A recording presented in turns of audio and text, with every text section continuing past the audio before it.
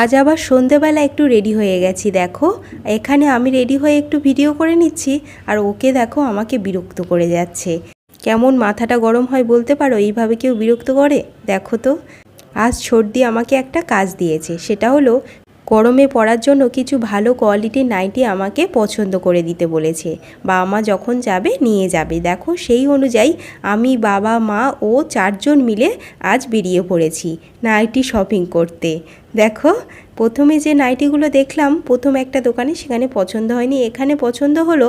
But এই দাদার ব্যবহার একদমই ভালো ছিল না, তাই আমরা এখান থেকে নিলাম না, অন্য একটা দোকানে চলে গেলাম। এখানে বেশ কিছু নাইটি দেখলাম, দেখার পরেই দেখলাম অত্যাধিক দাম বেশি বলে ফেলছে, তাই আমরা এখানে আর নিলাম না, কারণ ব্যবহারও ভালো নয় আর দামও অত্যাধিক বেশি বলছে।